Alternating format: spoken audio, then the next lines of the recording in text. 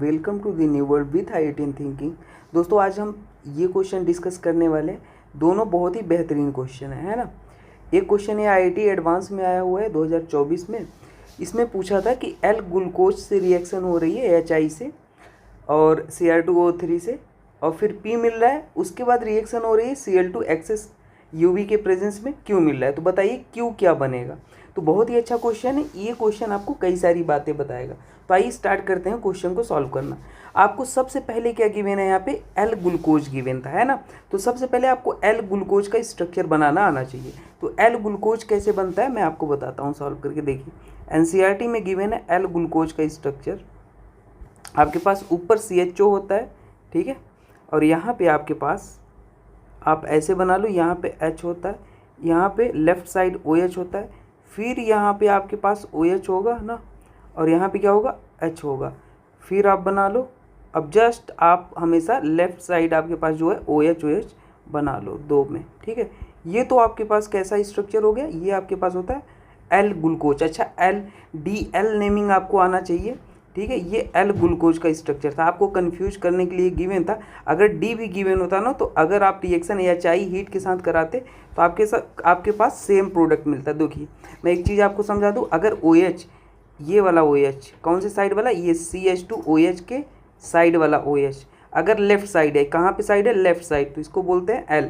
अगर ये right side होता तो उसको D बोलते हैं। तो अगर मान लो आपके पास कभी ये हो जाए, इसी का मैं कहूँ मिरर इमेज ले लो आप, ठीक है, मिरर इमेज ले लो। कहने का मतलब यहाँ पे मिरर रख दो तो कैसा दिखेगा, देखिए CHO, और आपके पास ये एग्जैक्ट कैसा दिखेगा, ये जो लेफ्ट साइड दिख रहा है वो राइट हो जाएगा। मिरर में आप अपने आप को देखोगे तो ऐसे ही हो जाता है ना, जो राइट है वो लेफ्ट हो जाएगा। तो यहाँ पे आपके पास ये OH इधर चला आएगा, ये H हो जाएगा, और यहाँ पे OH और OH और OH और ये भी H हो जाएगा, और यहाँ पे आपके पास CH2OH हो जाएगा। तो ये स्ट्रक्चर देखो, यहाँ पे राइट साइड OH है, दिख रहा है आपको। OH जो है यहाँ पे राइट साइड है, तो इसका नाम हो जाएगा डी ग्लूकोज हो जाएगा। क्या हो जाएगा, डी ग्लूकोज। तो इसका रिएक्शन बोला था किससे कराया था, इसका रिएक्शन कराया था HI के साथ हीट किया था इसको, ठीक है। देखो ऊपर HI के साथ हीट किया था पहले स्टेप में। तो ये एनसीईआरटी की बहुत ही फेमस रिएक्शन है। जब बायो मॉलिक्यूल आप पढ़ते हो तो उसमें गिवन है कि HI की रिएक्शन अगर आप इससे कराते हो, ग्लूकोज डी ग्लूकोज से कराओ या एल ग्लूकोज से कराओ, तो आपके पास जितने नंबर ऑफ कार्बन है वो किस में चेंज होता है, सिंपली एन हेक्सेन में चेंज हो जाता है। एन हेक्सेन मतलब लीनियर हेक्सेन। तो आपके पास हेक्सेन चेंज करोगे तो 6 कार्बन का हेक्सेन बना लो, ठीक है। एन हेक्सेन, एन क्यों, क्योंकि लीनियर हेक्सेन बनता है। ये एनसीईआरटी की रिएक्शन है, आपको ये पता होनी चाहिए। 6 कार्बन है इसमें, चाहे तो काउंट कर लो, 1 2 3 4 5 6। तो मैंने जितने कार्बन होते हैं सबको ये क्या कर देता है, जो एल्डिहाइड कीटोन है हटा के उसको एल्केन में चेंज कर देता है। तो आपके पास कभी डी ग्लूकोज भी लिखा आ सकता है। अब देखिए दूसरे स्टेप में आपके पास ये बोला था कि आपके पास इसको Cr2O3 के साथ हीट करा जा रहा है 775 केल्विन पे, और 10 to 20 ATM प्रेशर है। तो देखो इसमें क्या होता है, ये भी एनसीईआरटी का फेमस रिएक्शन है। अगर आप इसको कभी एन हेक्सेन को अगर आप कभी हीट करते हो किसके साथ, अगर इसको हीट करते हो Cr2O3 के साथ, ठीक है, या कभी आपके पास V2O5 भी गिवन हो सकता है यहाँ पे, ठीक है, या कभी मॉलिब्डेनम का ऑक्साइड भी गिवन हो सकता है, मॉलिब्डेनम O3, ठीक है। तो आप यहाँ पे क्या हीट कर लोगे, 7 से, ये एनसीईआरटी में 773 केल्विन गिवन है। तो बात वही हुआ, लगभग बराबर ही है, यहाँ पे 775 है। तो हीट करने पे ये क्या हो जाता है भाई, एरोमेटाइजेशन हो जाता है। एरोमेटाइजेशन मतलब क्या होता है, 4H2 मॉलिक्यूल निकलते हैं और बेंजीन में ये कन्वर्ट हो जाता है पूरा। तो आपके पास जो N 6 मेंबर का एल्केन था वो किस में चेंज हो जाएगा, बेंजीन में चेंज हो जाएगा। आपके पास ये बेंजीन में चेंज हो गया। अब आपसे इसमें बोला था कि फर्दर जो ये बेंजीन बना है आपके पास, इसकी रिएक्शन किससे होगी। देखो P की रिएक्शन कराई है Cl2 एक्सेस UV के प्रेजेंस में। तो अगर आप इसकी रिएक्शन कराते हो किसके साथ, Cl2, और वो भी अल्ट्रावायलेट रेडिएशन के प्रेजेंस में कराते हो, और ये Cl2 किस में है, एक्सेस में गिवन है। तो एक्सेस में गिवन है, तो आप क्या करते हो, यहाँ पे आपके पास जो होता है ना डबल बॉन्ड ब्रेक होके एडिशन रिएक्शन हो जाता है। ये भी एनसीईआरटी के हाइड्रोकार्बन चैप्टर से है। तो आपके पास यहाँ पे जो ये है, ठीक है, डबल बॉन्ड को आपको ब्रेक करना है, जितने डबल बॉन्ड ब्रेक करोगे सबके पोजीशन पे Cl को आप जोड़ दोगे। इसको गैमेक्सिन भी बोलते हैं, आप ये भी नाम याद रख लेना, क्या पता कभी जे एडवांस में गैमेक्सिन लिख के क्वेश्चन आ जाए, है ना। तो ये जे एडवांस से ऐसे क्वेश्चन आइए तो आपके पास ये बन जाता है, ठीक है। इसको बोलते हैं बेंजीन हेक्सा क्लोराइड बोलते हैं, क्या बोलते हैं, बेंजीन हेक्सा क्लोराइड, शॉर्ट में आप लिख सकते हो BHC, benzene hexa chloride.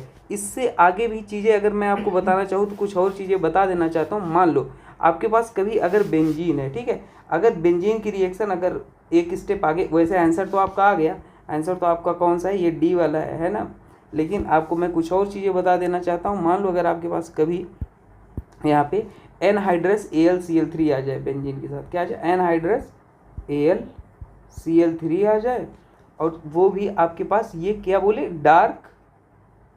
Dark या कोल्ड क्या है उसका इन्वायरमेंट है, और Cl2 गिवन है, क्या भी Cl2 गिवन है, वो भी कितना Cl2 गिवन है, 6 Cl2। तो इस केस में आपके पास डबल बॉन्ड को नहीं ब्रेक करता, इस केस में आपके पास जस्ट Cl2 जो है ना, आप ये डबल बॉन्ड रहेगा, उसके बाद Cl जाके यहाँ पे लग जाएगा, है ना। तो इस यहाँ पे एडिशन रिएक्शन तो आप नहीं बोल सकते यहाँ पे, क्योंकि डबल बॉन्ड ब्रेक नहीं हुआ है ना। तो आपके पास ये बन जाता है, इसको हेक्साक्लोरोबेंजीन बोलते हैं, क्या बोलते हैं, हेक्साक्लोरोबेंजीन, C6 और क्या है Cl6, हेक्साक्लोरोबेंजीन बोलते हैं। तो आप ये भी आप क्वेश्चन याद रख सकते हो, क्या पता कभी आपसे पूछ ले। तो आई होप आपको ये बात समझ में आया होगा, मैंने सारी बातें आपको बता दी। आइए एक क्वेश्चन और था, इसको भी कर लेते हैं, ये भी आपके पास शायद से जेई का क्वेश्चन है, तो इसको सॉल्व कर लेते हैं। यहाँ पे क्या गिवन था, पहले स्टेप में HNO3 H2SO4 गिवन था। तो सबसे पहला आपका स्टेप यही है कि आपके पास C6H10 का स्ट्रक्चर आपको आना चाहिए। तो इसका स्ट्रक्चर कैसे बनाओगे, ये देखो C6, ये गेस करने का तरीका ये है, C6H10 आपके पास ये बनाना है। तो आप क्या करो, इसका डिग्री ऑफ अनसैचुरेशन निकाल लो। इससे क्या पता चलता है कि रिंग में क्या डबल बॉन्ड है, क्या ट्रिपल बॉन्ड है, और क्या इसमें क्या है, रिंग है। जो कंपाउंड है उसमें रिंग है या डबल बॉन्ड है, ट्रिपल बॉन्ड है। डिग्री ऑफ अनसैचुरेशन को बताता है। तो देखिए मेरा निकालने का तरीका ये है कि जो आपके पास C6H10 गिवन है, कभी हाइड्रोकार्बन गिवन होता है तो मैं DO को फॉर्मूले से नहीं निकालता, ऐसे करता हूँ, जितने कार्बन हो उसको लिख लेता हूँ, मल्टीप्लाइड बाई 2 प्लस 2 कर दो, माइनस हाइड्रोजन को ऐड माइनस कर दो, डिवाइड बाई 2 कर दो। तो आपके पास क्या हो जाएगा, 6 2 जा 12 में 2 ऐड कर दोगे 14 में, 14 अगर आपके पास है तो यहाँ पे आप 14 में 10 माइनस कर दोगे तो क्या आ जाएगा, ठीक है, आपके पास 14 और यहाँ पे C8 था, ये गलत लिखा गया है, यहाँ पे क्या गिवन था, ये C8 गिवन था, वही मैं सोच रहा हूँ ये, क्योंकि बेंजीन बनना चाहिए है ना स्ट्रक्चर में, अगर आपके पास ऐसा कंपाउंड गिवन है। तो यहाँ पे आप लिख लेता हूँ मैं, ये C8 है ना, C8। तो अब इसके अकॉर्डिंग आप निकाल लो, C8 के अकॉर्डिंग DU निकालो, वही करना वैसे ही है, ये आपके पास 8 है, 8 लिख लो। तो आपके पास DU अगर निकालोगे तो क्या आ जाएगा, 8 × 2 + 2 - 10, वही कर रहे हैं। और आपके पास क्या हो जाएगा, 16 तो 18, 18 में से 10, ये क्या आ जाएगा, 4, मतलब ओवरऑल 4 आ जाएगा, आप डिवाइड कर लोगे, ठीक है। अब अगर 4 आ जाता है तो आपको हमेशा ये बात याद रखनी है कि अगर 4 आ गया तो आपको यहाँ पे जो डिग्री ऑफ फ्रीडम है ये बताएगा कि इसमें एक बेंजीन रिंग है, क्या है, एक बेंजीन रिंग, ये हिंट होता है। अगर DU ऐसे आ गया, 4 आ गया ना इन जनरल, तो C8H8 टाइप था और आपके पास ऑप्शन में बेंजीन था, तो इसलिए हमने बेंजीन को फिक्स कर दिया कि बेंजीन होगा ही होगा, चाहे आप बाद में देख लेना। अब देखो मैं आपको बता देता हूँ, आपके पास क्या है, बेंजीन है, ठीक है, लेकिन कार्बन यहाँ पे कितने हैं, 8 कार्बन है, तो 8 भी कार्बन करने, 6 कार्बन तो हो गए, 8 कार्बन के लिए आप ऐसे लगा दो। अब DU निकाल लो, देखो यहाँ पे बेंजीन में कितने डबल बॉन्ड होते हैं, 3 डबल बॉन्ड होते हैं बेंजीन में, तो 3, एक डबल बॉन्ड के लिए 1 DU, तो 3 डबल बॉन्ड के लिए 3 प्लस एक रिंग बनाए तो रिंग के लिए 1, तो आ गया आपके पास DU कितना आ गया, 4। ठीक है भाई, स्ट्रक्चर अपने पास गेस कर लिया, स्ट्रक्चर यही है। अब बोला था इसका जो रिएक्शन हो रहा है किससे हो रहा है, HNO3 और क्या हो रहा है, H2SO4, नाइट्रेशन हो रहा है, आप ये बोल सकते हो। तो आपके पास ये वाला जो ग्रुप दिख रहा है ये एक इलेक्ट्रॉन डोनेटिंग ग्रुप है, और इलेक्ट्रॉन डोनेटिंग ग्रुप आने वाले इलेक्ट्रोफाइल को ऑर्थो और पैरा पे जोड़ता है। तो ये जो HNO3 है ये यहाँ से क्या देगा, NO2 प्लस इलेक्ट्रोफाइल देता है। तो ये ऑर्थो पैरा पे जोड़ लेगा। जो मेजर प्रोडक्ट आपके पास बनेगा यहाँ पे वो पैरा वाला हो जाएगा। क्यों? क्योंकि वहाँ पे स्टेरिक कम है, यहाँ पे बनाओगे वो माइनर बनेगा ऑर्थो पे। ठीक है, तो पैरा वाला हमने बना लिया। अगले स्टेप में आपके पास क्या गिवन था, Br2, और वो भी हीट के साथ गिवन था। देख लेते हैं। हाँ, Br2 हीट के साथ गिवन था। तो ये क्या कर देता है, अलाइलिक ब्रोमिनेशन कर देगा। क्या कर देगा, अलाइल पोजीशन पे ब्रोमीन को ऐड कर देगा, ब्रोमीन। तो अलाइल पोजीशन आपके पास ये है तो आपके पास ब्रोमिनेशन कर देगा, और अलाइल पोजीशन पे आपके पास क्या कर देगा, ब्रोमीन को ऐड कर देगा। तो आपके पास क्या बन गया, NO2, और वो ब्रोमीन बन गया। ठीक है, अब देखो नेक्स्ट स्टेप में आपके पास क्या गिवन था। नेक्स्ट स्टेप में मैं आपको यहाँ लिखता हूँ। ठीक है, इसको कॉपी कर लेता हूँ और इसको यहाँ पे लिखता हूँ, यहाँ पे समझाता हूँ आपको। ठीक है, देखिए नेक्स्ट स्टेप में क्या गिवन था। नेक्स्ट स्टेप में अल्कोहलिक KOH, वो भी हीट के साथ गिवन था। अल्कोहलिक KOH वो भी हीट के साथ गिवन था। तो अल्कोहलिक KOH क्या करता है, बीटा हाइड्रोजन को खाता है। बीटा हाइड्रोजन क्या होता है, जो हैलोजन गिवन होता है उसके बगल अल्फा होता है, इसके बगल जो हाइड्रोजन होता है वो जीरो पोजीशन होता है, उसके बगल अल्फा, अल्फा के बगल बीटा होता है। तो ये हाइड्रोजन जो लगा हुआ है, इस हाइड्रोजन को ये खाएगा और डबल बॉन्ड को ये शिफ्ट इधर करेगा और इसको लीविंग ग्रुप की तरफ बाहर निकाल देगा। तो आपके पास जो प्रोडक्ट बन जाएगा वो क्या हो जाएगा, आपके पास ये बन गया प्रोडक्ट और NO2 बन गया, है ना। तो आपके NO2 लिख लो यहाँ पे, NO2। तो आपके पास ऐसा ऑप्शन कोई सा दिख रहा है, ये CH2 आप चाहे लिख लो। तो आपके पास ऐसा option para NO2 option number ये दिख रहा है, तो ये सही हो जाएगा ना। ये CH2 से नहीं, हाइड्रोजन तो है ही, अंडरस्टूड है वो, तो उसमें तो कोई दिक्कत है नहीं। तो ये हो गया। ठीक है, आई होप आपको समझ में आया होगा। बाकी दोस्तों आप लोग अगर कहोगे तो हम कहोगे क्या, हम लोग ला ही रहे हैं, मैं और बॉबी सर IIT BHU वाले। हम प्रॉपर एनालिसिस करने के बाद कम से कम 5 से 10 JEE मेंस के पेपर रिलीज करेंगे, गेस्ट पेपर रिलीज करेंगे अप्रैल सेशन के लिए।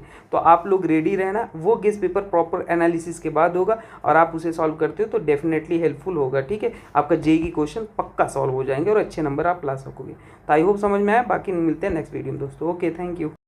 चीज़ और बता देना चाहता हूँ, ये आपका HW है। ठीक है, ये आप क्वेश्चन HW लिख लो स्टार करके। आप कमेंट करना इसका आंसर कि आपके पास जो S बनेगा इसमें डिग्री ऑफ अनसैचुरेशन कितना है। S बना के डिग्री ऑफ अनसैचुरेशन कमेंट करना, और फिर आपके मैक्सिमम लोग के कमेंट आएंगे तो मैं वीडियो बना दूंगा। ठीक है, इस पर, और नहीं आए तो भी बना दूंगा, टाइम जैसे मिलेगा। लेकिन आप लोग कमेंट करना कि DU कितना आएगा कोशिश करके। ठीक है, आई होप आपको समझ में आया जी आज के लेक्चर में। ठीक है, जो भी समझाया। ओके दोस्तों, थैंक यू।